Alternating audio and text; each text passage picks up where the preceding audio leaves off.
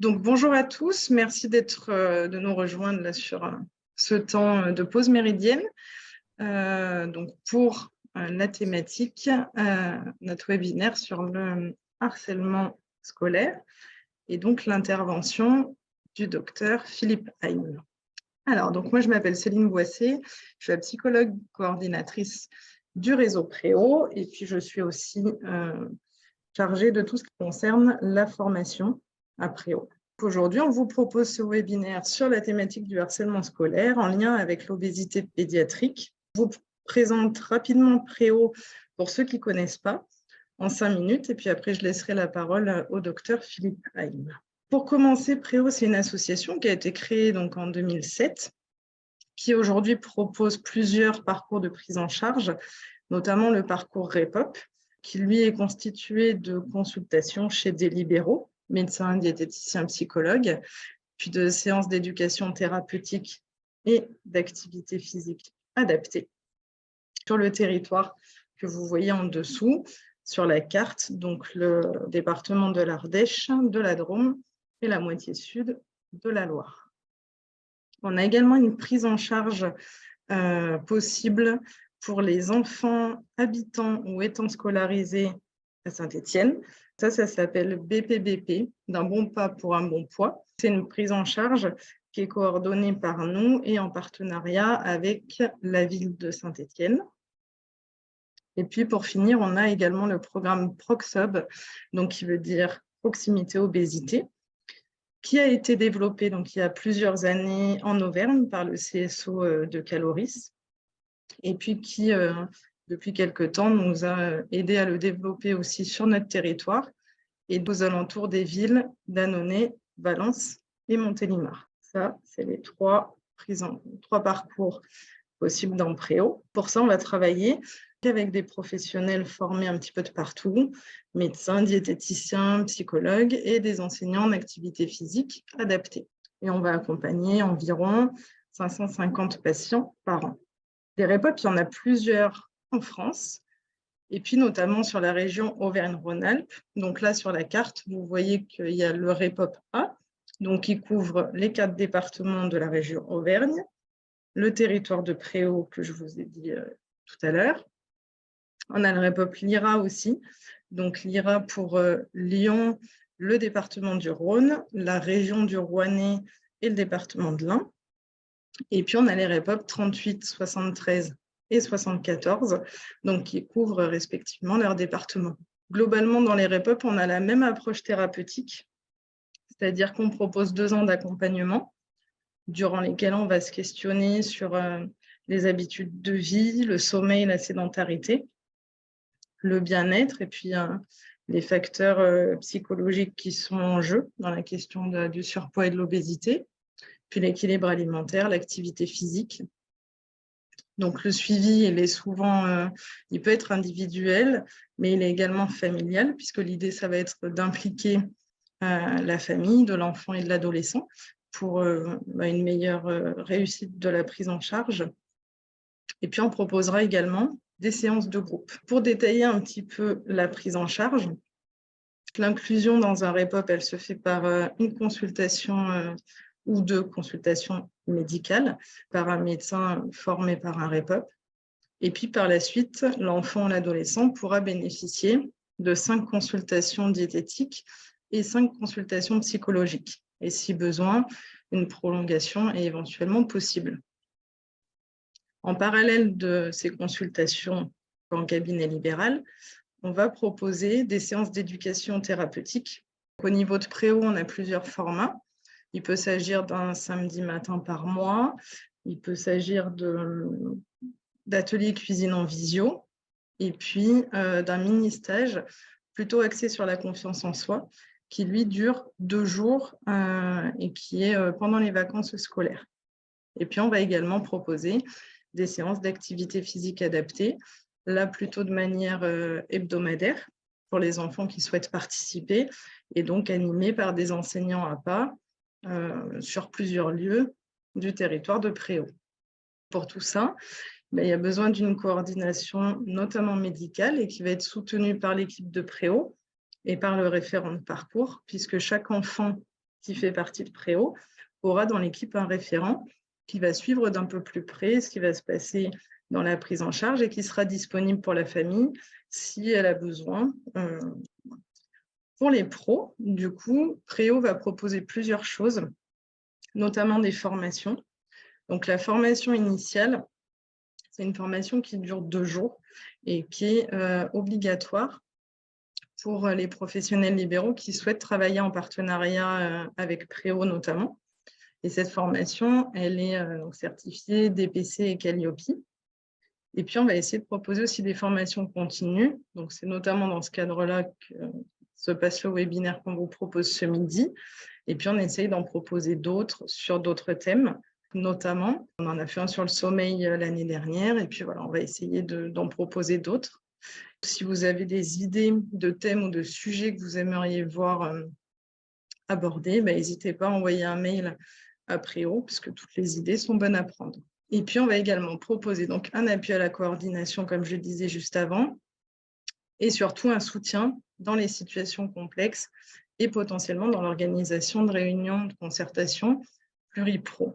C'est-à-dire qu'en tant que professionnels libéraux, si vous êtes face à une situation qui vous questionne ou qui vous inquiète, vous pouvez vous tourner vers l'équipe Préau à n'importe quel moment de la prise en charge, nous partager vos inquiétudes ou vos questionnements, et puis on peut en discuter en équipe, voir ce qu'on peut proposer à la famille et éventuellement, si besoin, organiser une réunion de concertation pluripro avec tous les professionnels qui interviennent autour de la famille pour pouvoir avoir un temps d'échange en présentiel ou en visio en fonction des possibilités de chacun. Voilà, alors ça, c'était pour vous présenter rapidement Préau et ce qu'on fait. Là, vous avez l'équipe. Donc, voilà, vous voyez que l'équipe de Préau, elle est composée de 10 personnes. Donc, elle s'est pas mal agrandie ces dernières années parce que le territoire s'est agrandi également. Donc là, voilà, vous voyez qu'il y a plusieurs corps de métier, ce qui nous permet de garder un maximum de pluridisciplinarité, d'avoir aussi un travailleur social, ce qui est un atout assez important dans la question du surpoids, de l'obésité. Et voilà. Pour continuer, je laisse du coup la parole donc, au docteur Philippe Haïm, psychiatre et psychothérapeute, qui va du coup nous parler notamment de la méthode qu'il propose à ses patients victimes de harcèlement pour les aider à faire face. Super, merci beaucoup. Alors, effectivement, merci de m'accueillir dans cette pause méridienne, comme vous disiez, et de me donner la parole sur ce sujet qui me tient à cœur. J'ai déjà été présenté, je redis juste, donc je suis effectivement psychiatre. Je travaille à Paris, mais je suis aussi formateur. Je fais des formations depuis très longtemps pour les professionnels de santé, pour les psychologues, pour plein de monde, sur les thématiques qui m'intéressent beaucoup, notamment les thérapies brèves, l'hypnose et un certain nombre d'autres sujets. Et puis, je me suis mis à m'intéresser à la question du harcèlement scolaire un peu par hasard, du fait des demandes qui m'étaient formulées souvent par les enfants, par les familles, par les patients qui venaient me voir, même si je ne suis pas psychiatre d'enfants au départ, malgré ça, il y a quand même des familles qui viennent, et des enfants, des ados, qui sont victimes de harcèlement. Alors oui, entre autres, pour des raisons parfois de surpoids, d'apparence physique, c'est assez fréquent. Et ça a commencé à m'interroger parce qu'on en parlait de plus en plus, en fait. J'en entendais de plus en plus parler dans mes consultations, j'en entendais de plus en plus parler dans les médias, dans le discours politique, j'en entendais de plus en plus parler dans mes formations aussi, de gens qui me disaient tiens, si on a des enfants victimes de harcèlement, qu'est-ce qu'on peut faire? Et donc, j'ai commencé à m'intéresser à la question, d'abord par le biais de la clinique, et en me disant mais qu'est-ce qui se fait déjà, en fait? Qu'est-ce qui est déjà organisé? Qu'est-ce qu'on fait pour ces enfants harcelés? Et est-ce que c'est suffisant? Est-ce que ça fonctionne? Est-ce que ça aide? Et effectivement, j'ai été un peu déçu. Et qu'est-ce qu'on peut proposer? Qu'est-ce qu'on peut proposer à ces enfants? Voilà, et c'est un petit peu comme ça que la réflexion est arrivée. Et petit à petit, de ces réflexions est sortie une formation, parce que quand j'ai des sujets qui m'intéressent, en général, j'en fais une formation pour pouvoir transmettre.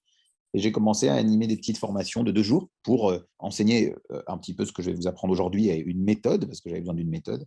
Et puis petit à petit, formation qui se répète régulièrement, que je fais tous les ans, est sorti un livre. Donc, il y a un livre qui décrit un petit peu mon approche par rapport au harcèlement, que je vais essayer de vous présenter donc, aujourd'hui. Et donc, je vous remercie de me donner cette occasion-là. Alors, ce qu'il y a en bas à droite de l'écran, c'est le logo de l'Institut de formation dont je m'occupe. Et ce qu'il y a en haut à gauche, c'est le logo de ma chaîne YouTube. J'ai une chaîne sur YouTube, donc s'il y a des personnes qui sont intéressées par revoir des vidéos sur le sujet, alors la chaîne, elle s'appelle ComPsy, CO2MPSY. Vous la trouvez sur YouTube et voilà, c'est gratuit. Il y a plein de petites vidéos, alors qui ne parlent pas que de harcèlement scolaire, mais de plein de sujets qui m'intéressent et qui peuvent donner quelques ressources sur la question. Voilà, alors, le harcèlement scolaire. Je ne vais pas vous faire le coup de vous donner des statistiques et de vous donner des idées uniquement théoriques sur la question. Les chiffres, absolument vertigineux. On parle de 700 000 enfants harcelés, ça fait 10% des élèves, ça fait 3 élèves par classe. C'est énorme. C'est un sujet qui est très politisé,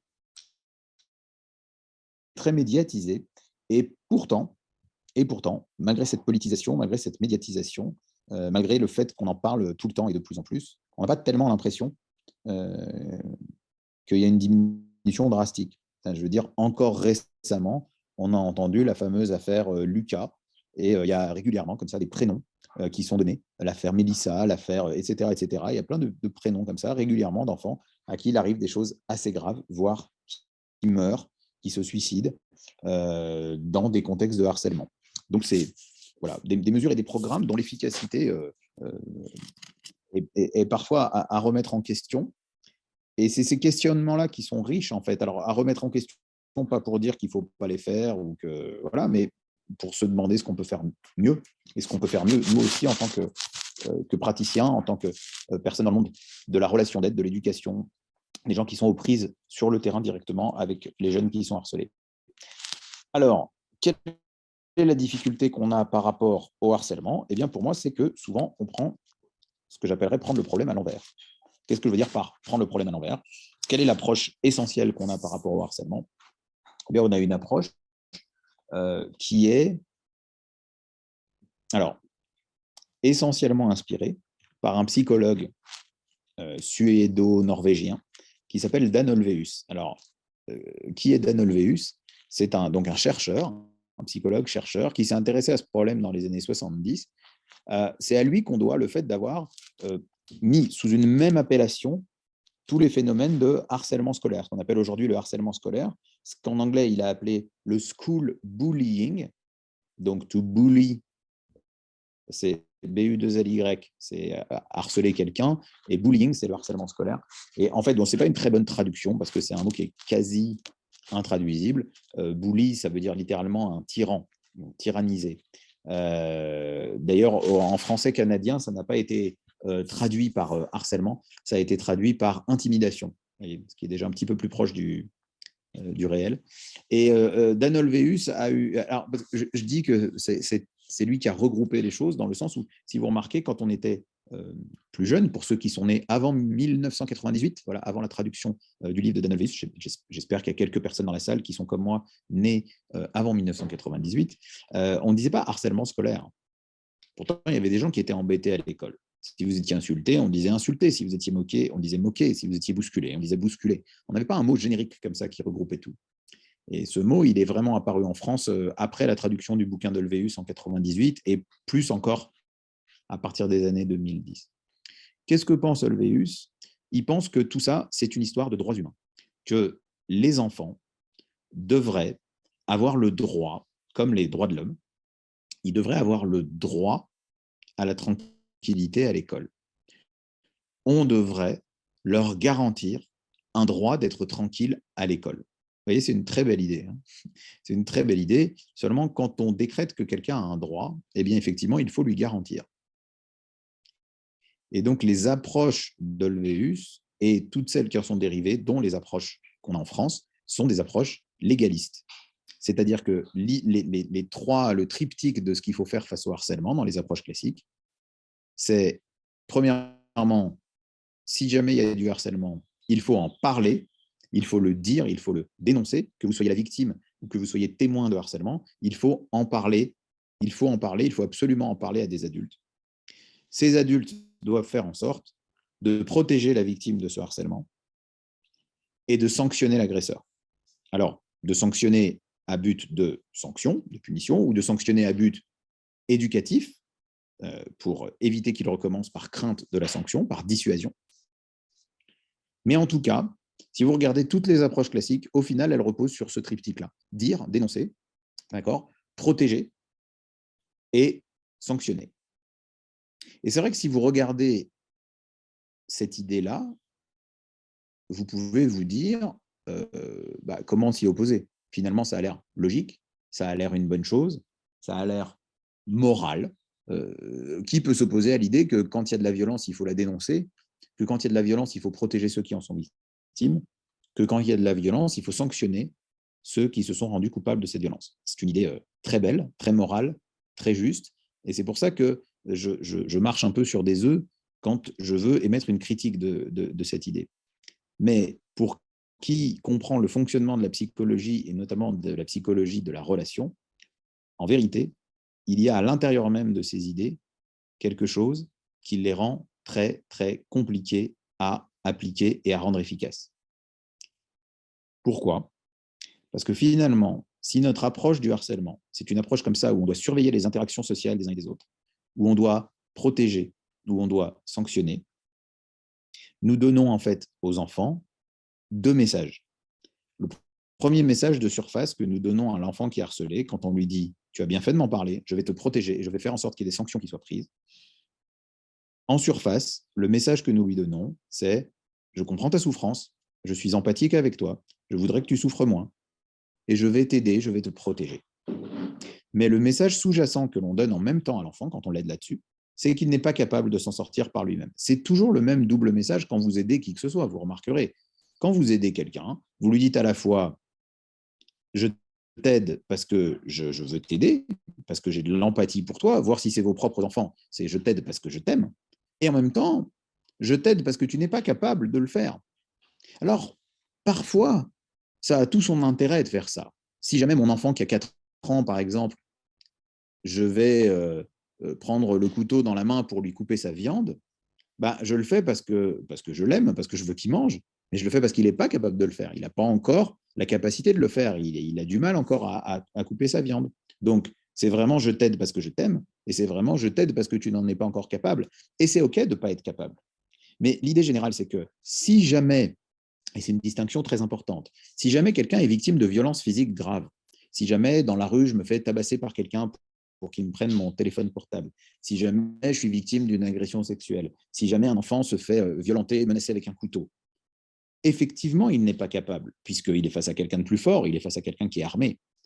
Mais les faits de harcèlement, à 95%, c'est du verbal. C'est des insultes, c'est des moqueries. Et donc, on est en train de lui dire, de la même manière que tu n'es pas capable de te défendre si quelqu'un est plus fort que toi, effectivement, tu n'es pas capable de faire face si quelqu'un te dit quelque chose de négatif. Et donc, mon hypothèse, vous comprendrez entre les lignes, c'est que autant pour quelqu'un qui est plus fort que moi et qui me frappe, bah, effectivement, je suis impuissant par rapport à ça. Mais je ne suis pas toujours impuissant si quelqu'un utilise des mots. Face aux mots, on peut faire quelque chose. On a une capacité à faire quelque chose. Et pour moi, cette idée-là est assez importante parce qu'il faut tenir le discours et il faut le garder toujours que la victime est innocente de ce qui lui arrive. Il y a des victimes de quoi que ce soit d'ailleurs qui ont tendance à se culpabiliser. Mais il y a des fois où la victime est innocente et impuissante, et il y a des fois où la victime est innocente mais pas impuissante. Donc moi, mon hypothèse, c'est qu'on n'est pas impuissant face à l'agressivité verbale. On n'est pas impuissant face à l'agressivité verbale. C'est une idée extrêmement importante. Et elle est d'autant plus importante que, à mon avis, elle est indispensable.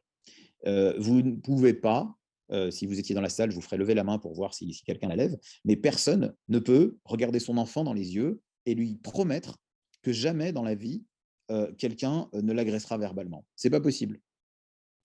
Si vous fréquentez d'autres êtres humains, il est fatal qu'à un moment ou à un autre, ça veut dire c'est pareil, qui peut dire que jamais dans sa vie, que là, arrivé à l'âge adulte, jamais dans votre vie, quelqu'un ne vous a agressé verbalement, quelqu'un ne vous a dit du mal de vous. C'est impossible. Ça va forcément se produire.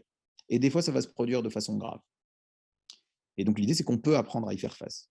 Si jamais, à chaque fois qu'il y a un acte de violence verbale, on dit à l'enfant « je vais t'aider, je vais te protéger, je vais sanctionner les agresseurs », on lui donne un message extrêmement positif « je t'aime, je te protège, je te soutiens, je suis empathique avec toi ». Et en même temps, on lui donne un autre message qui est « tu n'es pas capable de le faire, tu te sens impuissant face au harcèlement ». Il y a un vécu d'impuissance des gamins face au harcèlement. Tu te sens impuissant face au harcèlement? Ben effectivement, c'est vrai, et je vais le faire à ta place parce que c'est trop difficile pour toi. De même à l'agresseur, vous donnez également un message quand vous tenez ce genre d'approche dans les établissements. C'est-à-dire qu'à la fois, vous lui dites attention, ici, on n'a pas le droit de faire ça. Et en même temps, vous lui dites tu as choisi la bonne cible. Tu as choisi la personne qui n'arrive pas à faire face quand elle n'est pas entourée d'adultes. Sous-entendu, s'il n'y a pas d'adultes, bah, je vais pouvoir recommencer. Et si ce n'est pas dans l'école, parce qu'on me surveille, ça va être à la sortie. Comme on disait, quand on était gamin, tarte ta gueule à la sortie. Et si ce n'est pas à la sortie, bah, ce sera sur les réseaux sociaux, parce qu'aujourd'hui, c'est encore plus simple. On peut harceler tranquillement depuis sa chambre, et on sait qu'on ne sera pas puni par les surveillants. Donc, en fait, le message, il y a toujours un message de surface et un message plus profond. Et le message plus profond, bah, en fait, il n'est pas de nature à apaiser le harcèlement, il est de nature à le faire perdurer. Alors, attention, je ne dis pas que ça ne marche jamais. Vous pouvez avoir des harceleurs, pas très courageux, qui ont peur de la sanction, qui ont peur de se faire engueuler par leurs parents, qui ont peur des heures de colle qu'ils vont prendre. Mais vous avez quand même beaucoup d'agresseurs qui vont au contraire avoir très envie de représailles si jamais quelqu'un les a dénoncés, et avoir très envie de se venger. Et ce n'est pas parce que vous aurez sanctionné quelqu'un que vous l'aurez éduqué à apprécier sa victime ou que vous l'aurez éduqué à respecter l'autorité des adultes. En général, ça ne fonctionne pas trop comme ça. C'est pour ça que la dernière loi qui est passée sur le harcèlement l'année dernière, la loi Balanan, est une loi qui durcit les sanctions, qui durcit sévèrement les sanctions sur le harcèlement, et du coup qui pourrait avoir des effets contre-productifs. Et quand vous promettez des sanctions très fortes à des gens, eh bien, il n'est pas certain que ça les encourage à arrêter. Voilà, donc on est dans ces approches-là, on est dans des approches légalistes, on utilise d'ailleurs un mot légal, le mot harcèlement, qui est un mot juridique, c'est dans le code pénal. Et donc, ces approches-là, avec les meilleures intentions du monde, sont contre-productives. Moi, c'est la première chose qui m'a beaucoup interpellé.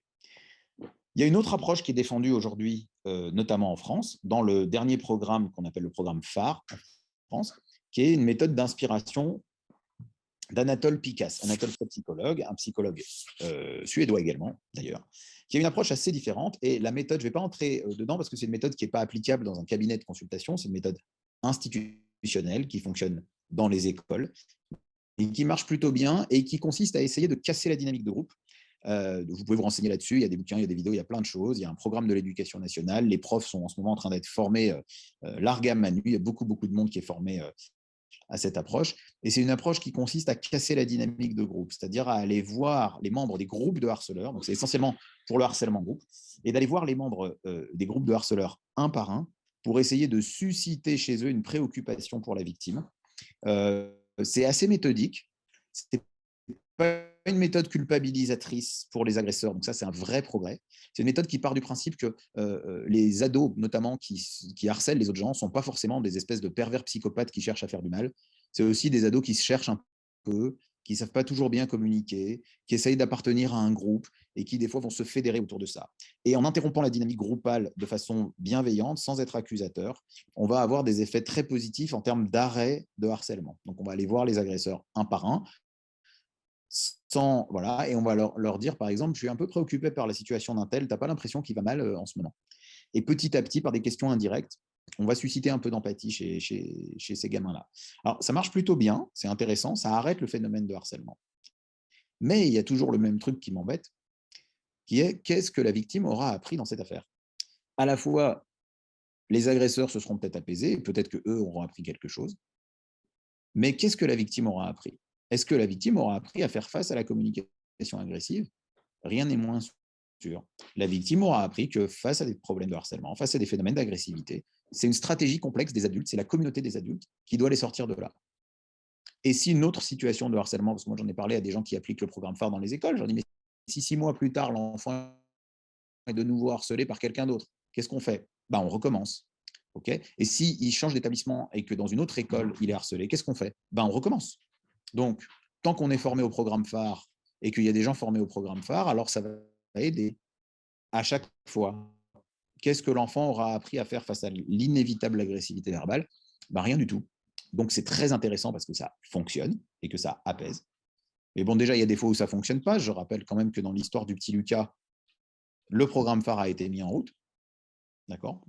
Mais des fois, ça fonctionne extrêmement bien. Moi, j'ai des tas de témoignages très positifs. Mais encore une fois, moi, il me manquait quelque chose, c'était qu'est-ce que je fais au bureau avec quelqu'un qui a envie d'apprendre à faire face. Et c'est ça la demande des enfants. Qu'est-ce que je peux faire quand ils m'embêtent? Qu'est-ce que je peux faire quand on m'insulte? Qu'est-ce que je peux faire quand on me dit t'es gros, on dirait une baleine, par exemple, pour prendre l'exemple de l'obésité? Qu'est-ce que je peux faire, moi? Et s'il y a un adulte qui vient, il dit arrête de lui dire que c'est une baleine. Encore une fois, double message. Tu n'as pas le droit de faire ça, mais je te signale au passage que ça l'a beaucoup blessé. Voilà. Donc, si tu veux blesser les autres, voilà la bonne idée. Vous voyez un peu. Et puis, alors évidemment, la tentation aussi, ce serait de dire, bah, et si on apprenait aux enfants à contre-attaquer?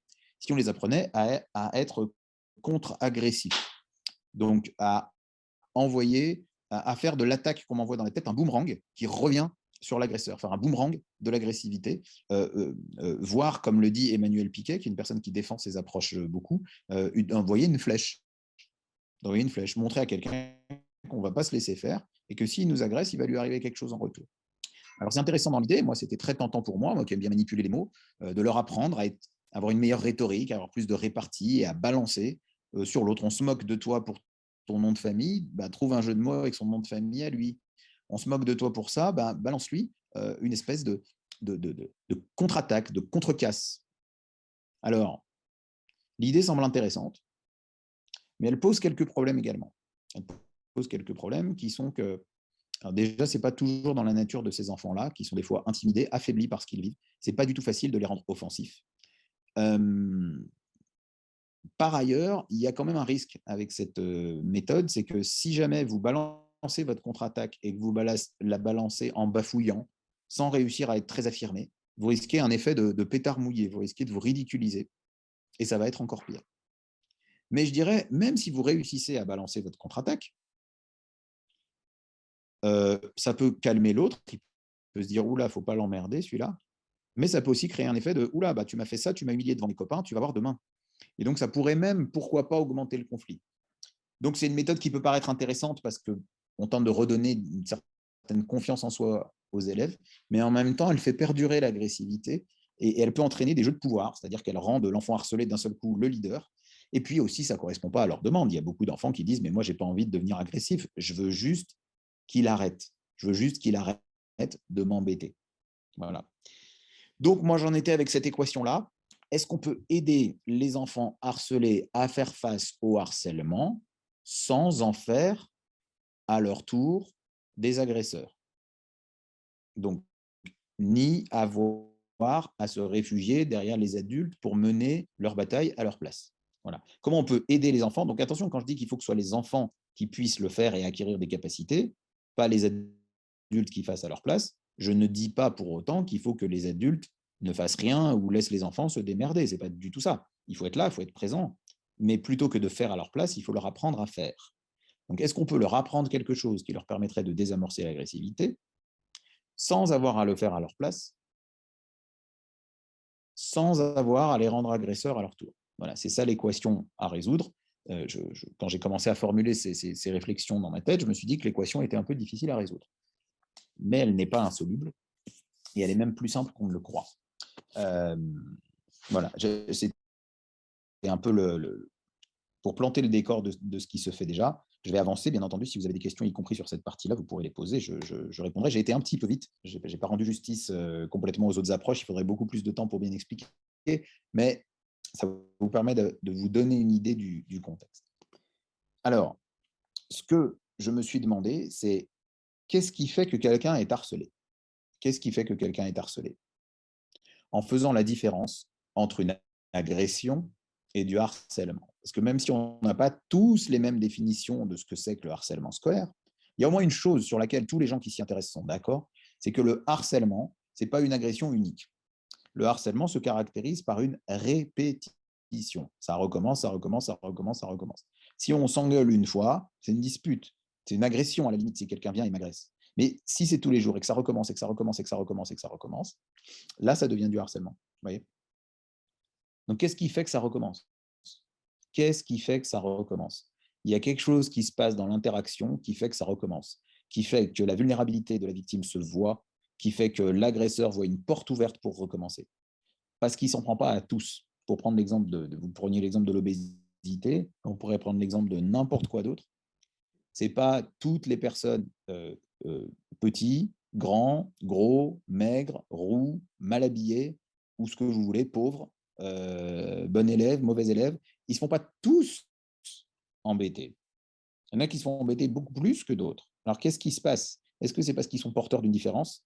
Peut-être, mais c'est aussi parce qu'ils sont vulnérables et que ça se voit. Mais comment ça se voit? Comment l'agresseur a envie de recommencer? Comment l'agresseur a envie de transformer cette agression en harcèlement? C'est ça la vraie question. Qu'est-ce qui fait flamber le harcèlement? Et est-ce qu'on peut aller contre ça? Alors, pour retenir les choses qui font flamber le harcèlement, j'ai essayé de faire un moyen mémotechnique facilement retenable pour les jeunes avec l'alphabet A, B, C, D, E. En fait, réfléchissez la chose de cette manière-là. Qu'est-ce que veut l'agresseur?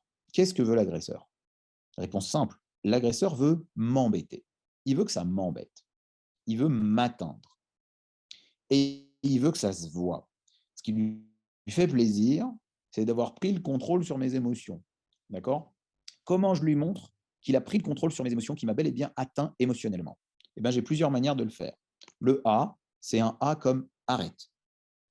C'est toutes les réactions où je vais baisser la tête et me supplier d'arrêter. Mais arrête, arrête de m'embêter. Mais arrête, c'est pas gentil. Mais pourquoi tu me dis ça? Mais c'est méchant. Et puis c'est du harcèlement en plus. Et c'est un peu ce qu'on encourage dans les écoles à faire les jeunes, c'est-à-dire dis à l'autre que ce qu'il te fait, c'est du harcèlement.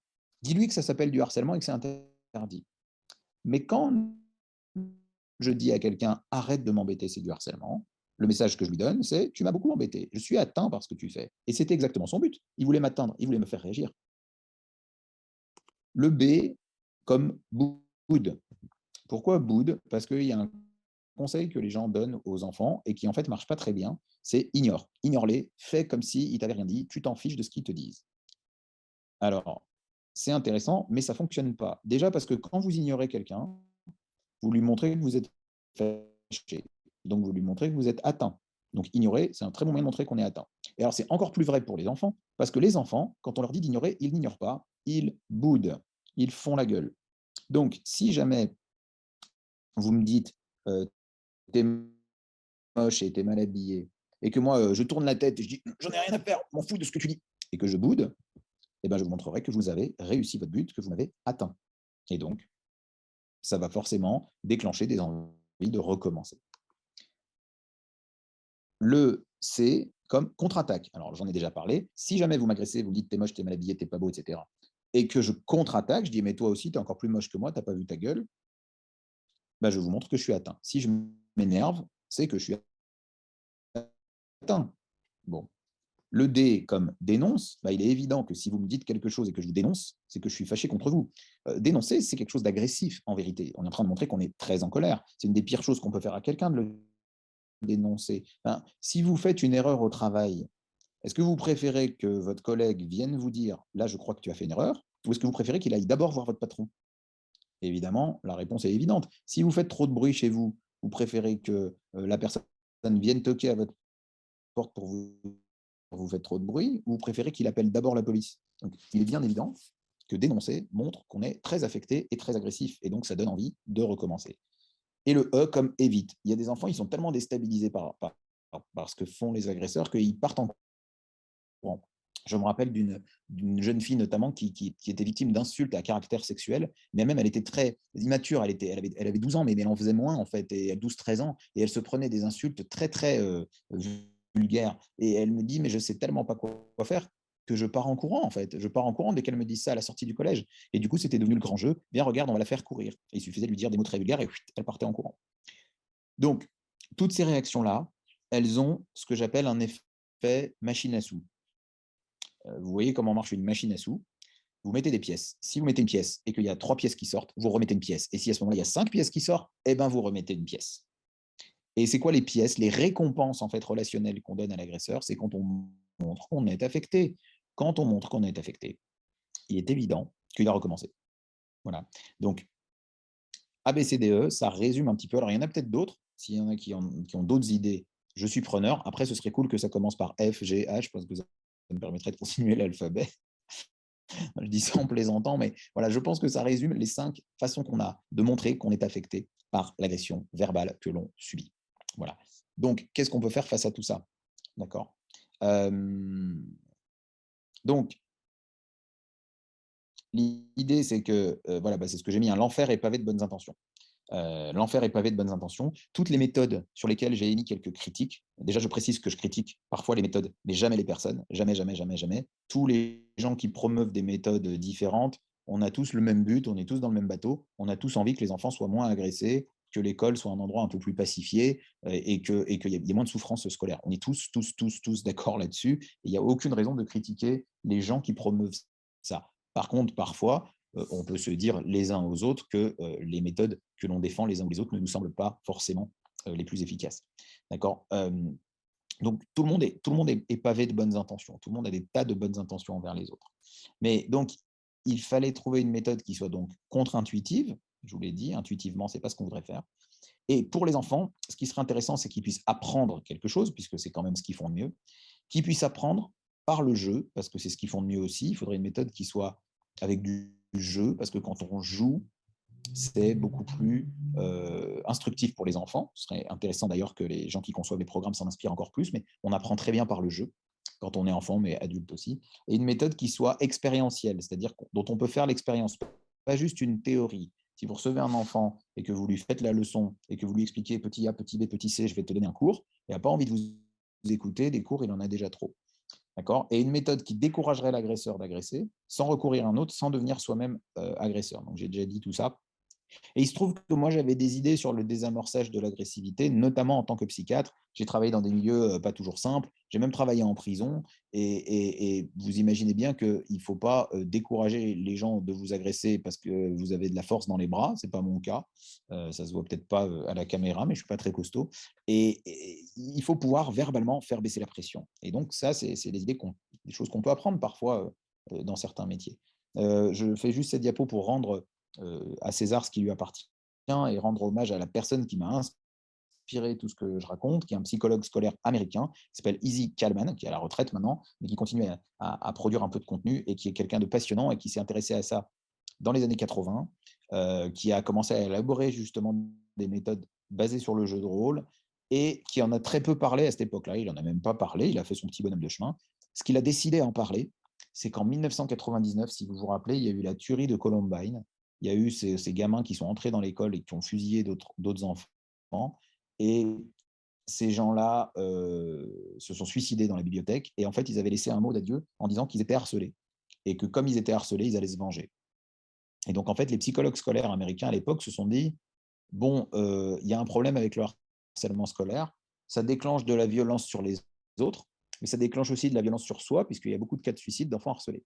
Il faut qu'on fasse quelque chose. Et à l'époque, la majorité des psychologues scolaires américains s'est tournée en fait vers les méthodes d'Olveus. Les gens d'Olveus sont arrivés en disant, ben, nous, on a une méthode, on peut vous la vendre. Ils ont fait un très, très beau succès. Et, et la méthode était basée sur la surveillance des interactions sociales entre élèves et l'intervention. Et Kalman, en entendant tout ça, voyant qu'il avait des méthodes qui n'allaient pas du tout dans ce sens depuis le début, il s'est dit, mais c'est pas possible, les gars, vous allez dans le mur. Vous allez dans le mur. Alors, il n'avait pas complètement tort, hein, parce que statistiquement, c'est très décevant, mais comme c'est moral, eh ben, les gens continuent. Et lui, il s'est dit, bah, il faut que je parle de ce que je fais. Et bon, alors il a été effectivement critiqué, parce que c'est parfois très difficile d'aller à contre-courant, même assez vertement critiqué. Mais il a toujours défendu qu'il fallait faire attention aux méthodes basiques, intuitives, morales, mais inefficaces, et qu'il fallait défendre autre chose, et notamment une méthode qui soit pédagogiquement et psychologiquement en adéquation avec ce que sont les enfants, c'est-à-dire des machines à apprendre des compétences sociales. Voilà, j'en parle juste parce que je pense que c'est important de citer nos sources. Alors, juste quelques avertissements avant de vous présenter les choses elles-mêmes. Déjà, vous l'aurez compris, mais je fais vraiment une différence entre les types d'agressions. Je vous ai déjà parlé de la différence entre agression et harcèlement, d'accord, une fois ou plusieurs fois, mais aussi entre ce que j'appelle les dégâts objectifs et les dégâts subjectifs. Si jamais vous me blessez avec un couteau et que on me demande montre-moi ta blessure, je peux montrer ma blessure, je dis regarde, c'est là, je saigne. Mais si vous m'insultez verbalement et que je suis blessé par vos insultes et qu'on me dit montre-moi ta blessure, je ne peux pas vous montrer ma blessure parce qu'elle est dans ma tête, elle est dans mon cœur, mais elle n'est pas visible. Elle est subjective au sens étymologique du terme, elle est dans le sujet, elle est dans la personne, elle n'est pas visible sur son corps. Si quelqu'un subit une agression sexuelle, s'il y avait une caméra qui filmait, on voit, il l'a touché à tel endroit, il lui a fait telle chose. Mais si quelqu'un se fait insulter, la blessure est subjective. Bon, ben, la méthode que je propose n'est pas une méthode pour les dégâts objectifs. Les dégâts objectifs, effectivement, comme je vous l'ai dit, on est à la fois innocent et impuissant. Les méthodes, effectivement, qui s'appliquent, c'est de dénoncer, c'est de punir. C'est normal, si je me fais agresser dans la rue, j'attends que la police me protège ou que la justice sanctionne mon agresseur. Par contre, si quelqu'un me traite d'imbécile, le dégât est subjectif, là j'ai une marge de manœuvre. Donc c'est bien de ça que je parle, et pas du tout de l'ensemble de toutes les agressions qui pourraient avoir lieu. Par ailleurs, une recette de cuisine n'est pas un diplôme de cuisine, ou alors la métaphore du poisson et de la pêche. Si effectivement je donnerais quelques exemples, ça ne représente pas toute la méthode, qui est un peu plus, comment dire, il faut aller un petit peu plus loin, ça prend un peu plus de temps à apprendre. Je vous donne des exemples, mais ça ne veut pas dire que c'est des petits trucs et que tout marche d'un coup. Il faudrait aller un peu plus loin, mais en même temps, je ne veux pas ne pas donner d'exemple du tout. Je veux quand même un petit peu présenter les choses. Et puis le fait que je suis centré sur la victime et sa capacité à s'en sortir, mais ça, j'en ai déjà parlé. Donc, je vous ai parlé de la machine à sous. L'exemple de la machine à sous. Alors, pardon, je vais commencer par le titre de la diapo. Quelles sont les règles du jeu? Les règles du jeu, donc ce n'est pas quelque chose que j'explique aux enfants, les règles du jeu. Je leur fais jouer un jeu. Je ne sais pas comment vous faites pour faire apprendre un jeu de société à vos enfants, par exemple. Moi, j'ai remarqué que quand j'apprends un jeu de société à mes enfants, je lis la règle du jeu, mais pour moi, en fait. Et ensuite, je les fais jouer une partie pour de faux. On fait jouer une partie où on peut montrer nos cartes, où on peut, etc. Et ça permet d'apprendre le jeu. C'est exactement comme ça qu'il faut faire avec les enfants. Il ne faut pas leur faire une leçon de morale et leur expliquer, oui, voilà comment ça marche. Il faut les faire jouer. Mais pour nous, pour les adultes, c'est intéressant de comprendre ce qu'on fait. Donc cette diapo-là ne concerne pas les enfants, elle nous concerne nous pour qu'on essaye de bien comprendre comment ça fonctionne, les règles du jeu pour arrêter la violence verbale. Donc la première règle, la règle essentielle, c'est de connaître la seule cause du harcèlement. La seule et unique cause du harcèlement, c'est, ouvrez les guillemets, entre guillemets, ça continue parce que ça marche. Voilà la seule règle. Ça continue parce que ça marche. Comme les machines à sous. D'accord? Le harcèlement, quand ça fonctionne, quand ça atteint sa cible, eh ben, ça recommence. Si on a compris ça, on comprend qu'il faut faire en sorte qu'il ne marche pas. Et on va voir petit à petit un petit peu comment. Et ça, c'est vraiment à bien comprendre. La deuxième règle, c'est la règle relationnelle. C'est la règle qu'on appelle de la réciprocité. Ça veut dire quoi, la règle de la réciprocité? C'est comme ça que nous fonctionnons psychologiquement. En général, on a tendance à se comporter avec les autres comme ils se comportent avec nous. Si jamais quelqu'un est gentil, vous avez envie d'être gentil avec. Si jamais quelqu'un est méchant, vous avez envie de répondre. D'accord? On a tendance à se comporter avec les autres un peu comme ils se comportent avec nous. C'est un automatisme psychique qu'on a. Donc, si quelqu'un m'embête, les gens diraient oh, pourquoi tu m'embêtes? Et il y a un côté automatique. C'est la réciprocité. Et comme je vous l'ai montré, si vous vous énervez ou vous dénoncez, par exemple, vous vous comportez pareil. L'autre, il se comporte de façon agressive. C'est normal, vous avez envie de lui répondre de façon agressive. Du coup, c'est exactement ce qui s'attend. Vous lui confirmez que vous êtes son ennemi. Et du coup, il continue à vous répondre comme un ennemi. Et l'agressivité continue. Qu'est-ce qu'on peut faire par rapport à ça? Comment on pourrait retourner cette règle de la réciprocité à notre avantage? Eh bien, en utilisant ce qu'on appelle la règle d'or. C'est quoi la règle d'or? La règle d'or, c'est que on ferait mieux de se comporter avec les gens, non pas comme ils se comportent avec nous, mais comme on aimerait bien qu'ils se comportent avec nous. On aimerait bien que les gens se comportent amicalement avec nous. Si on se comporte amicalement avec eux, ils vont y être encouragés. Exemple, supposons que quelqu'un vient me dire, prenons un exemple d'adolescent, hey, c'est quoi ta photo de profil sur Instagram, mais t'es trop moche dessus, quoi. Si je lui dis, hey, mais arrête de te foutre de ma gueule, toi, t'as pas vu ta photo, toi aussi, t'es moche. J'ai réagi selon la réciprocité, c'est normal, c'est automatique. Et donc, du coup, il va continuer à m'agresser. Tu te prends pour qui? T'es même pas populaire, t'as vu ta tronche, non mais franchement, ton profil Insta, mais vas-y, va te cacher, change-moi cette photo. Et ça continue. Mais imaginons que j'utilise la règle d'or. Ok, il se comporte méchamment avec moi, mais moi j'aimerais bien qu'il se comporte gentiment. Et pour qu'il se comporte gentiment, je vais commencer par me comporter gentiment. Donc reprenons le même dialogue. Eh, c'est quoi cette photo Instagram? Non mais t'es trop moche dessus. Et si je lui réponds, ah bon, tu trouves qu'elle est moche ma photo? Ah, c'est marrant, moi j'aime bien la tienne de photo de profil. Et comment t'as fait? T'as utilisé un filtre ou putain, j'arrive pas à faire des effets comme ça moi. Eh bien ta photo à toi. Hein. qu'est-ce qui se passe dans la tête de l'agresseur? Ben, l'agresseur est bien déstabilisé. Pourquoi il est déstabilisé? Parce que ça ne fonctionne plus selon la réciprocité. Dans sa tête, il y a une espèce de combat qui s'engage. Il y a une partie de lui qui voudrait continuer à être méchant, mais c'est très difficile parce qu'en face, j'ai quelqu'un de gentil qui lui dit que sa photo, elle est chouette. Et il voudrait bien ne pas être gentil. Il y a quelque chose dans sa tête qui le pousse à être gentil parce qu'on est gentil en face. Et donc, ça le déstabilise tellement qu'il peut arrêter d'agresser. Je fais un peu des raccourcis quand je dis ça, mais en gros, c'est comme ça que ça fonctionne. Et ça fonctionne plutôt très bien parce que c'est la seule chose qui déstabilise. Les réactions ABCDE ne déstabilisent pas les gens.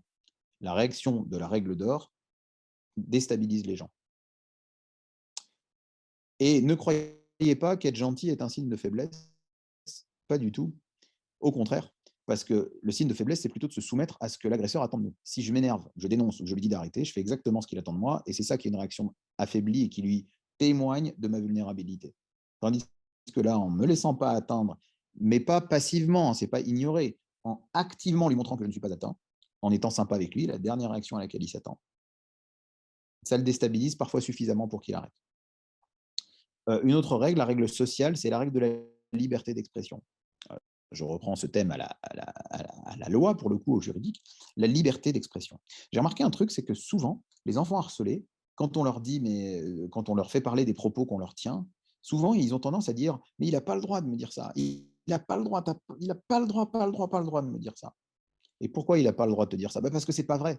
C'est pas vrai, donc il n'a pas le droit de le dire.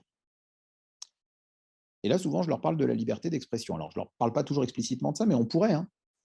Par exemple, c'est quoi la liberté d'expression en politique en France? C'est que là, combien on est? 180 personnes, peut-être encore plus avec le replay. Statistiquement, on n'a pas tous voté pour la même personne aux élections. D'accord? Et pourtant, vous aviez parfaitement le droit de voter pour quelqu'un d'autre que ce que je pense. Et j'avais parfaitement le droit de voter pour quelqu'un d'autre que ce que vous pensez.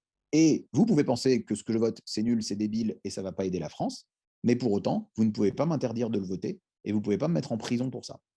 Donc, on a le droit d'avoir des idées sur la politique et on a le droit d'avoir des idées différentes. On a le droit d'avoir des idées différentes sur le temps qu'il fait. On a le droit d'avoir des idées différentes sur nos préférences. Eh bien, grande nouveauté, on a le droit d'avoir des idées différentes sur moi.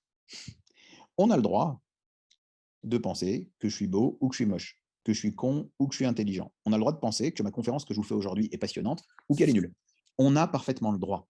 Et donc, en fait, quand un enfant nous dit « il n'a pas le droit de dire ça », en fait, la réalité, c'est que si, il a le droit. Je n'ai pas dit qu'il avait raison. Je n'ai pas dit que c'était vrai. Je n'ai pas dit que c'était gentil. Non, c'est peut-être méchant, c'est peut-être idiot, c'est peut-être faux, mais ce n'est pas interdit. C'est très interdit de frapper quelqu'un. C'est très interdit de l'attaquer avec un couteau. C'est très interdit de le toucher sans son consentement. Bien évidemment. Mais dire quelque chose de méchant n'est pas interdit. Ça n'est pas interdit par la loi. On a le droit de le dire. La liberté d'expression, elle a certaines limites, mais pas celle-ci. On a le droit de penser des gens qui sont moches ou pas beaux. Et ça change tout. Si jamais je me dis, ils n'ont pas le droit, ils n'ont pas le droit, ils n'ont pas le droit, ils n'ont pas le droit de dire que je suis moche ou que je suis gros. Quand quelqu'un va me dire, t'es moche et t'es gros, je vais dire, mais arrête, t'as pas le droit de dire ça.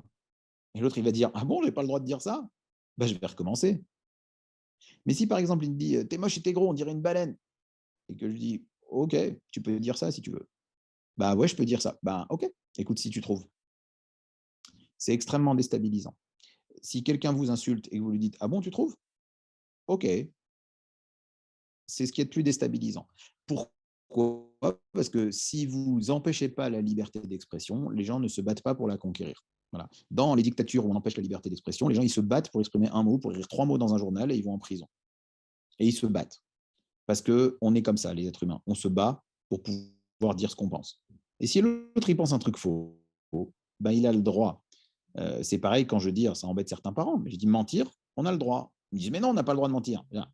Moralement, on n'a pas le droit de mentir. On peut dire à nos enfants, c'est pas une bonne chose de mentir, tu devrais éviter de le faire. J'accepte pas que tu mentes. Mais est-ce que vous allez le mettre en prison pour ça? Est-ce que vous allez le faire adopter parce qu'il a menti? Non, donc c'est autorisé, mais il vaut mieux pas le faire. Plein de choses sont autorisées et il vaut mieux pas les faire. Mais ça ne veut pas dire qu'elles sont interdites ou qu'on doit aller en prison pour ça. Voilà. Et ça fait toute la différence. Et quand vous accordez la liberté d'expression à quelqu'un, et ben du coup, il arrête de se battre pour s'en servir. Il reste la règle mentale, donc la télécommande. Donc ça, c'est une façon juste de dire aux enfants, il n'y a pas de télécommande vers le cerveau des autres. Tu aimerais appuyer sur un bouton et que eux arrêtent de dire du mal de toi et qu'ils se mettent à t'aimer ou à t'apprécier ou à te trouver bien. En fait, ça n'existe pas. Et pareil, si tu as un problème physique, par exemple, tu es obèse, tu es gros, tu es en surpoids, tu aimerais que les autres ne le voient pas, mais il n'y a pas de bouton qui permet ça. Ou tu aimerais que les autres, ils apprécient ça. Ou tu aimerais que les autres, ils ne détestent pas ça. Je comprends que tu aimerais ça, mais il n'y a pas de télécommande dans laquelle tu appuies et d'un seul coup, les gens, ils ne voient plus ça. Ça n'existe pas, en fait. Il n'y en a pas. J'aimerais bien, mais ça n'existe pas. Donc, il n'y a pas de télécommande vers le cerveau des autres. Il n'y a pas de télécommande qui les empêche d'avoir des perceptions ou des émotions. Personne n'est obligé de t'aimer. Personne n'est obligé de te trouver beau. Personne n'est obligé de t'apprécier. C'est comme ça. On ne peut pas forcer les gens. Donc, il n'y a pas de télécommande vers le cerveau des autres. Mais à l'inverse, il n'y a pas de télécommande vers ton cerveau à toi non plus. Personne n'a une télécommande où il y a écrit colère de un tel, et quand il appuie dessus, ça active sa colère. Ça n'existe pas une telle télécommande. Tu as un certain pouvoir sur ce que tu ressens. Tu n'es pas obligé de laisser aux autres une télécommande magique qui va directement à ton cerveau pour qu'il te téléguide. Tu n'es pas une marionnette. Le corollaire de ça, c'est la règle émotionnelle, qui est la résilience émotionnelle. La résilience émotionnelle, c'est de dire que nous avons un certain pouvoir sur nos émotions. Nous ne sommes pas complètement le jouet de nos émotions. On a une responsabilité sur nos émotions. Et même si on ne fait pas exprès de les ressentir, en l'occurrence, on est responsable de ce qu'on en fait. On n'est pas obligé d'en faire n'importe quoi. Nos émotions, on peut les exprimer à certaines personnes en qui on a confiance. Mais si on les étale en pâture à nos ennemis, ils vont s'en servir contre nous. Et donc, il faut faire attention à ça. On est responsable de nos émotions et on doit en faire quelque chose. On peut décider qu'on va passer une bonne journée, même si quelqu'un nous déteste. Il y a des gens qui peuvent nous détester et on peut quand même passer une bonne journée. On a un certain pouvoir sur nos émotions. Donc là, je vous les ai cités un petit peu rapidement, encore une fois, mais le temps est limité et je veux bien laisser de la place aussi pour les questions. Mais voilà, je vous ai un petit peu planté le décor. Alors, le jeu de l'idiot, je vais vous mettre un lien dans le chat pour vous montrer un exemple de jeu de l'idiot. C'est pour donner un exemple, bien entendu, donc ce n'est pas avec un patient. C'est un petit exemple de jeu de l'idiot que j'ai joué avec ma collègue à l'Institut qui s'occupe de tout ce qui est administratif, Rachel. Et donc, on a joué au jeu de l'idiot tous les deux pour illustrer. Donc, pour vous montrer un petit peu avec les insultes, comme si on était dans une cour d'école. En gros, vous allez voir que le jeu de l'idiot, alors c'est un jeu de rôle très structuré qui se joue en 2 fois. Et dans la première fois, je vais mimer gentiment la victime et ses réactions, la manière dont elle se comporte dans la cour. Et c'est l'enfant, en fait, à qui je vais demander de m'agresser. Je vais lui dire de m'insulter un peu à la manière dont il est insulté dans la cour. Et en fait, on va jouer plusieurs fois. On va jouer une fois, un peu comme lui il joue. Et il va s'apercevoir de ce que ça fait. La règle du jeu, elle est assez simple. La règle du jeu, c'est tu dois m'insulter et moi, je dois essayer de t'arrêter. Si j'arrive à t'arrêter de m'insulter, j'ai gagné. Si j'arrive pas à t'arrêter et que tu continues sans cesse à m'insulter, c'est toi qui gagnes. Donc le but, c'est que j'arrive à t'arrêter. La première fois, je vais jouer comme il joue et il va voir que j'arrive pas à l'arrêter. Et la deuxième fois, je vais jouer en utilisant la règle d'or et la liberté d'expression. Et bizarrement, ça va le faire arrêter. Donc vous allez voir que, et après je lui pose quelques questions pour débriefer, et vous allez voir que c'est une méthode donc, qui est à la fois active, ludique, expérientielle et très efficace. D'accord. Donc encore une fois, c'est juste un petit aperçu, mais malgré ça, ça peut quand même vous donner une idée. Alors, je mets le lien dans le chat, et puis ensuite, je vais déjà arrêter le partage pour le moment. Je vais mettre le lien dans le chat, comme ça il est cliquable. Et elle dure à peu près 2 minutes 30, je crois, la vidéo. Voilà. J'espère que ça fonctionne. Je vais couper ma caméra et mon son pendant 3 minutes, le temps que vous puissiez regarder. Et puis après, je reviens. À tout de suite. Il est 13h29. Je vous retrouve à 13h32, 33. Alors, j'imagine que tout le monde a dû voir. Donc, l'idée générale, c'est ce qu'on fait. C'est exactement ce qu'on fait avec les enfants qu'on voit. Donc, je reçois l'enfant. Je commence par en savoir plus sur sa situation et ce qui l'embête. Et évidemment, il y a toute la partie anamnèse, empathie, etc., qui est très, très importante. Et j'essaye d'en savoir plus aussi sur ce qui a déjà été fait et quelles ont été les réactions qu'il a eues. Et du coup, il y a un moment donné où je vais lui dire, où je vais essayer de le faire réfléchir à ça, un petit peu comme j'ai fait avec vous, mais sans lui faire un cours. Mais par exemple, de lui dire, mais finalement, qu'est-ce qu'il voulait, celui qui t'embêtait? Tu penses qu'il voulait t'embêter ou qu'il voulait te faire du bien? Bah non, il voulait m'embêter, c'est sûr. OK, il voulait t'embêter. Mais dis-moi, quand tu as réagi comme ça, à ton avis, il a vu que tu étais embêté ou que tu étais content? Ah non, il a vu que j'étais embêté. Mais du coup, ça lui a fait plaisir ou ça l'a gêné à son tour? Bah non, ça lui a fait plaisir, c'est ce qu'il voulait. OK. Et ça te va de lui donner tout ce plaisir, toi? Ça te va de lui faire plaisir?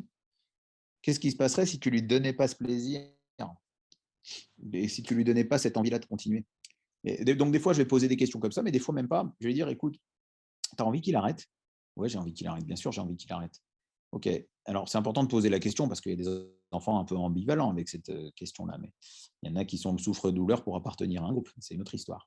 Mais tu as envie qu'il arrête? OK. Alors tu sais ce qu'on va faire? On va jouer à un jeu. Comment ça, un jeu? Ouais, on va jouer à un jeu. Alors c'est intéressant comme proposition parce que, il y a pas beaucoup de gens qui n'aiment pas jouer. Tout le monde aime jouer. «Tu aimes jouer?» «Ah oui, j'aime jouer». «Ben, alors est-ce que tu veux jouer avec moi?» «Jouer, mais à quoi?» «Ben, on va jouer à un jeu très simple et qui va t'aider à comprendre pourquoi il t'embête et qui va t'aider à comprendre comment le faire arrêter». Et ce jeu-là, donc que j'appelle le jeu de l'idiot, pourquoi j'appelle ça le jeu de l'idiot, juste entre parenthèses, c'est parce que des fois, il y a des enfants qui ont beaucoup de mal à m'insulter. On leur a tellement dit qu'il ne faut pas insulter les adultes. Moi, je leur dis: «Mais vas-y, tu peux m'insulter, je ne me vexerai pas, je ne me vexerai de rien du tout, hein, tu peux y aller». Hem, OK. Alors, des fois, l'enfant est tellement gêné que je lui dis: «Bah, tu qu'à juste me traiter d'idiot. Traite-moi d'idiot». Voilà, idiot, tout le monde comprend, c'est pas un gros mot. Alors moi, les gros mots sont autorisés dans mon bureau, hein, il a le droit de dire les mots qu'on lui dit, même si c'est des vulgarités, il y a aucun problème. Mais bon, voilà, c'est pour ça que ça s'appelle le jeu de l'idiot. Mais la plupart du temps, j'essaye de faire en sorte qu'il m'insulte comme on l'insulte lui. Et je vais jouer avec lui, je lui dis: «Voilà, la règle est très, très simple. Si tu continues à m'insulter, tu as gagné. Si j'arrive à t'arrêter, j'ai gagné». Voilà, c'est aussi simple que ça. Donc vas-y. Et donc la première fois, je vais faire exactement comme il fait. La deuxième fois, je vais faire autrement. Et après, par des questions, je vais lui faire comprendre. Et ensuite, un petit peu comme on apprend les subtilités des règles du jeu à un enfant, je vais lui apprendre d'autres petites règles. Je vais apprendre d'autres petits trucs qui vont lui permettre de trouver réponse à tout et de pouvoir trouver à son tour des nouvelles réponses si jamais il y a des nouvelles insultes. Ce qui fait que le jeu de l'idiot est quand même préventif. La plupart des gens que j'ai eu en formation l'ont même appris à leurs enfants. Ils sont très contents parce que même si leurs enfants ne sont pas harcelés, si jamais ça leur arrive, ils sauront quoi faire. Il y a un côté préventif qui est vachement bien. Il n'y a pas longtemps, j'ai formé des gens dans une école, enfin dans une cité scolaire, et ils ont commencé à mettre en route des ateliers pour les enfants. Donc, c'est-à-dire qu'ils prennent une classe sans se demander qui est harcelé, qui ne l'est pas. Ils leur apprennent à faire face. Ils leur apprennent vraiment avec des travaux pratiques. C'est hyper intéressant, notamment avec les sixièmes. Et ça les aide à se renforcer et à faire de la prévention, de la vraie prévention du harcèlement. Parce que souvent, quand on parle de prévention du harcèlement, on parle de repérage, hein. Repérer le harcèlement, ça ne suffit pas à l'arrêter. Dire que le harcèlement, c'est mal, informer sur le harcèlement, ça ne suffit pas à l'arrêter. Par contre, ça, c'est de la vraie prévention. C'est vraiment quelque chose qui fait arrêter les choses au cas où elles arrivent. Et bien entendu, c'est aussi curatif, dans le sens où si jamais quelqu'un est harcelé, ça fait apaiser la situation. Pas du premier coup, pas la première fois que vous répondez, mais au bout de plusieurs répliques comme ça, parfois de quelques jours, ça finit par se calmer. Ça finit par se calmer parce que vous devenez une victime absolument inintéressante à embêter. Vous restez cool, calme, vous répondez gentiment, vous accordez la liberté d'expression. Au bout d'un moment, si vous suivez bien les règles, ça finit par se calmer et c'est quand même assez intéressant. Donc après, je leur apprends des petites choses parce que il y a le fait, mais je vais arrêter rapidement mon propos pour laisser de la place aux questions. Euh, il y a des situations un peu différentes. Donc, il y a des fois des gens qui sont agressés par ce qu'on appelle le mécanisme de domination sociale, c'est-à-dire c'est vouloir être au-dessus. Si je dis à quelqu'un, moi je suis beau, moi je suis bien habillé, toi t'es moche et t'es nul, c'est pour me mettre au-dessus. Donc, la plupart du temps, c'est ça dans les cours d'école, c'est les gens qui veulent dominer. Il y a parfois du harcèlement qui se fait par l'humour, c'est-à-dire on va se moquer de la personne pour rigoler à ses dépens. Et il y a du harcèlement qui se fait par victimisation, c'est-à-dire la personne qui vous agresse se croit victime de vous, en fait, en quelque sorte. C'est-à-dire la personne qui vous agresse, elle vous en veut, en fait, elle est fâchée contre vous. Notamment si vous êtes le premier de la classe, des fois les gens, en fait, sont un peu jaloux, sont un peu énervés. Si vous avez fait quelque chose qui peut rendre la situation un peu ambivalente. Donc des fois, les gens sont même très violents parce que, et quand on leur demande, ils vont dire mais c'est pas moi, c'est l'autre qui m'a embêté. Et ça appelle des réponses un petit peu spécifiques. Il y a des répliques qui marchent très très bien, il y a des contre-questionnements qui marchent extrêmement bien, qui sont simples à apprendre, même pour des enfants de primaire, mais qui parfois voilà, nécessitent un peu cette petite spécificité, ce qui fait un espèce d'arbre décisionnel dans la tête. Est-ce que là, quand on me fait ça, c'est domination, humour ou victimisation? Et si je choisis la bonne piste, j'ai tout de suite une réponse qui me vient. Je ne rentre pas dans les détails de cet arbre décisionnel qui est dans le bouquin, mais parce que ce serait trop long, on n'a pas le temps. Mais il y a des réponses qui peuvent vous venir assez rapidement. J'aurais pu parler des émotions, du cyberharcèlement, de l'exclusion, des rumeurs, des rivalités. Bon, bref, il y aurait beaucoup de choses à dire. Mais je m'aperçois qu'on a commencé il y a plus d'une heure, puisque c'était à 12h30, et que du coup, il y a peut-être des questions, et ça va me permettre de présenter certains de ces aspects. Et puis, j'imagine, en plus, il y a des gens après qui vont reprendre le travail, ce qui est normal, et donc du coup, qui ne pourront pas rester. Donc, je voudrais laisser un peu de place aux questions. J'espère avoir été aussi clair que possible. C'est toujours une gageure pour moi de résumer en 1 heure ce que je mets d'habitude 2 jours à dire, mais j'ai essayé de vous en donner le maximum pour vous faire comprendre un aperçu de mon positionnement sur cette question du harcèlement. Et si jamais il y a des gens qui veulent aller plus loin là-dessus, on peut évidemment échanger. Et encore une fois, il y a la chaîne YouTube, le bouquin, et puis ceux qui voudraient vraiment pouvoir mettre ça en route, ben, il y a des formations qui sont organisées. Enfin, là, je crois qu'il y a encore de la place pour la prochaine, mais sinon, j'en prévoirai une autre pour pouvoir se former à transmettre ça aux enfants, en fait, pour pouvoir se former à aider les enfants à le faire par eux-mêmes et à apprendre à jouer aux jeux de l'idiot et alors apprendre à les faire jouer aux jeux de l'idiot et à s'en sortir et en fait à se renforcer en termes de confiance en soi. Parce que finalement, si à chaque insulte, à chaque dénigrement, on est blessé et atomisé à l'intérieur, en fait, c'est souvent comme ça qu'on s'affaiblit. Si par contre, face aux insultes, on est capable de ne pas être complètement atomisé par ça et savoir répondre et savoir les faire arrêter, en fait, on gagne énormément en confiance en soi et on devient beaucoup plus fort. Voilà, je vais arrêter le partage. Je ne sais pas, je m'adresse un peu aux organisateurs. Je crois que ça fait à peu près 1 heure. Donc, Oui, en termes de timing, nous, on avait annoncé jusqu'à 14h pour être un peu large, justement parce qu'on se doutait qu'il y aurait certainement quelques questions. Donc, effectivement, il y a eu quelques questions. Après, je ne les ai pas regroupées parce que… sinon, je vais les… Voilà, c'était plutôt sur la fin. Ok, alors, je vais partir de la fin du coup.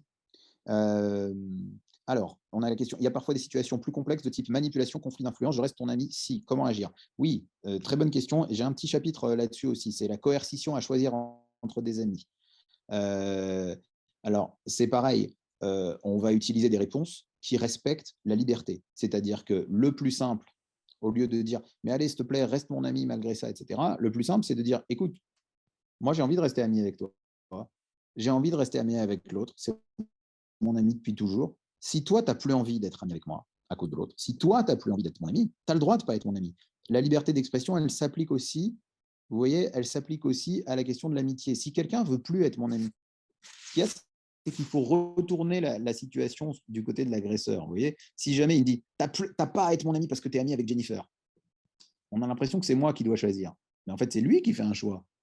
Donc, je vais lui dire, hey, tu sais, si tu n'as plus envie d'être mon ami, tu as le droit de plus être mon ami. Si, je veux être ton ami, mais à condition. Mais tu sais, si tu n'as plus envie d'être mon ami à cause de l'autre, tu as le droit. L'autre, moi, je l'aime bien et elle est plus cool que ce que tu crois. Mais si tu souhaites plus être ma copine, tu as le droit de plus être ma copine. C'est ça le truc de l'exclusion sociale, ce qui va le mieux marcher. L'exclusion sociale, c'est prendre du pouvoir sur quelqu'un en l'excluant. Ben, il faut se rappeler que l'exclure, il a le droit. Personne n'a l'obligation d'être ami avec moi. Mais prendre du pouvoir, je peux ne pas lui en laisser. Les gars, si vous ne voulez plus être copain avec moi, vous avez le droit. Et ça déstabilise les gens qui vous excluent. Évidemment, la chose à ne pas faire, c'est forcer quelqu'un à être copain. Si, vous avez joué avec lui, puis vous avez l'obligation de vous asseoir avec lui à la cantine. Alors ça, c'est la cata. Par contre, laisser la liberté à l'agresseur de ne plus vouloir être mon ami, c'est ce qui aide un peu. Alors, il faut s'entraîner avec l'enfant, il faut jouer à la version du jeu d'idiot, on va dire spécifiquement là-dessus, mais ça marche plutôt pas mal. Alors, la question de la rumeur, c'est une très très bonne question. C'est très très important, les rumeurs, surtout pour les ados. Plus on grandit et plus la rumeur est une modalité d'agression de plus en plus fréquente. Là aussi, il y a des choses à faire face aux rumeurs. La rumeur se nourrit de nos dénégations. Si jamais je nie la rumeur, si jamais je dis qu'elle n'est pas vraie, eh bien, elle augmente. Et ça veut dire qu'il ne faut ni dire qu'elle est vraie, ni dire qu'elle n'est pas vraie. Là aussi, c'est un truc que je peux faire avec les enfants, c'est jouer au jeu de l'idiot de manière spécifique, sur la rumeur. Donc, par exemple, au lieu de m'insulter, il va dire une rumeur sur moi. Il va me dire, tiens, il paraît que tu as fait pipi au lit. Si c'est des petits, il va me dire, il paraît que tu as couché avec un tel. Si jamais je joue au jeu vidéo en disant, quoi, mais non, c'est pas vrai, arrête, j'ai pas couché avec lui, c'est pas vrai. Mais si, c'est vrai, tout le monde l'a dit. Mais non, arrête, je te dis que c'est pas vrai. Et puis il va recommencer. Mais si par exemple, il me dit, il paraît que tu as couché avec un tel. Ah bon, mais qui c'est qui t'a dit ça? Eh bien, toute l'école le dit. Mais qui c'est qui t'a raconté ça? Moi, c'est une telle qui m'a dit ça. Et tu la crois? Tu la crois quand elle te dit ça? Et si jamais il me dit, ouais, je la crois. Ouais, je la crois quand elle me dit ça. Ma réponse, ce sera, tu as le droit de la croire. Oui, mais c'est vrai ou pas? Mais tu la crois ou pas? Tu as le droit de la croire. Ne jamais dire que c'est vrai, ne jamais dire que c'est pas vrai. Juste dire aux gens qu'ils ont le droit de croire ce qu'ils veulent. C'est parce que c'est la vie. Les gens, ils ont le droit de croire ce qu'ils veulent. Si tu as envie de croire que j'ai couché avec, tu as le droit. Tu as le droit. Si tu ne le crois pas, tant mieux. Mais tu as le droit de le croire. En fait, ce qui fait déprimer beaucoup les gens qui sont victimes de rumeurs, c'est qu'ils pensent qu'il existe un moyen d'arrêter la rumeur et de faire en sorte que les gens ne croient pas. Mais non, les gens ont le droit de croire ce qu'ils veulent. Donc c'est le même principe. S'ils ont le droit de m'exclure, alors ça me rend inintéressant à exclure. S'ils ont le droit de dire ce qu'ils veulent sur moi, ça me rend inintéressant à faire courir des rumeurs. Les stars que les jeunes adorent, sont des personnes qui sont victimes de rumeurs. Tous les jours sur Internet, il y a des rumeurs. Est-ce qu'on les voit nier, les rumeurs? Jamais. Ils restent ignorants de tout ça. Et ils disent, bon, ceux qui veulent le croire, ils n'ont qu'à le croire. Tous ceux qui ont essayé de nier la rumeur, ce qu'on appelle l'effet Streisand sur Internet, ont vu la rumeur augmenter. Donc c'est comme ça sur les rumeurs. Après, il y a quand la rumeur est réelle et qu'elle est vérifiable. Donc c'est toute la question du revenge porn, qui appelle d'autres encore questions. Je n'ai pas le temps d'entrer dans tous les détails, mais en gros, l'idée, c'est la même chose. La rumeur, c'est une expression, et l'expression est libre. On a le droit de faire courir des rumeurs sur moi. À partir du moment où j'essaye de les empêcher, ça augmente. Et ça, c'est très, très concret. Il y a vraiment des réponses concrètes. Voilà, on pourrait trouver un autre mot que idiot qui pourrait paraître péjoratif. Oui, mais en même temps, moi, je trouvais ça marrant d'appeler ça le jeu de l'idiot. Le jeu de l'idiot, c'est rigolo. Et puis, surtout, ce mot idiot, ce n'est pas un mot grossier. Voilà, les enfants n'ont pas de problème à dire idiot, idiot, t'es un idiot, t'es très, très, très idiot, t'es bête. Bon, ça, c'est facile. C'est pour ceux qui ont du mal. Mais honnêtement, la plupart du temps, j'encourage les enfants à m'insulter tel qu'on les insulte et ils le font, en fait. Donc, voilà, très parlant de cette vidéo. Merci beaucoup. Je vois.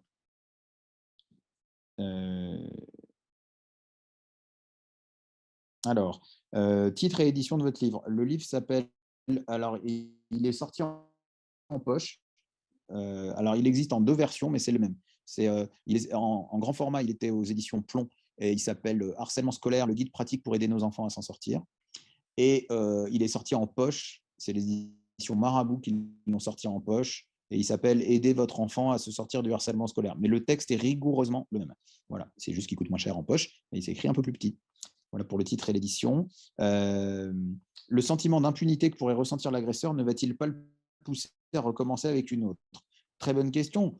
L'idée, si vous voulez, c'est que si quelqu'un agresse, il agressera quelqu'un d'autre, puni ou pas puni. Par contre, s'il est puni, il agressera encore plus, en fait. C'est contre-intuitif, mais c'est comme ça. Un agresseur qui est puni, encore une fois, sauf ceux que ça décourage. Peut-être moi, ça m'aurait découragé, j'aurais eu du mal à. Moi, mes parents, pour eux, c'était très important les études. Si je ramenais des heures de colle, je pense que je l'aurais très, très mal vécu, j'aurais eu honte et tout. J'aurais vite arrêté mes conneries. Mais il y a des gens, ça ne les gêne pas du tout. Et donc, en fait, c'est l'inverse. En fait, c'est quand il est puni, il a envie de reprendre du contrôle sur la situation. Et donc, il harcèle encore plus. Donc, attention, ce n'est pas un sentiment d'impunité. C'est que il n'a pas été puni pour son agression, mais il a, si vous voulez, c'est un jeu où on gagne sans faire perdre. C'est un jeu où, vous voyez, dans la deuxième version que vous avez vue là, sur la vidéo, c'est moi qui gagne, puisqu'elle arrête. Mais elle n'a pas perdu, elle n'a pas été humiliée. En fait, ça apaise. Voilà. Et si maintenant, on va me dire, oui, mais s'il agresse quelqu'un d'autre, peut-être qu'il agressera quelqu'un d'autre. Et peut-être que dans la vie, il y a des gens qui agressent d'autres gens, en fait. Et ça, c'est une règle universelle. Moi, ce que j'ai vu de très joli, c'est des enfants qui ont été formés au jeu de l'idiot parce qu'ils ont vu un praticien et qui après disent à leur praticien, mais tu sais, je l'ai utilisé pour moi, mais je l'ai appris à mon copain pour qu'il sache faire aussi. Et ça, c'est cool. Ça, c'est chouette. Je suis intéressé de connaître vos conseils pour le harcèlement sur les réseaux sociaux.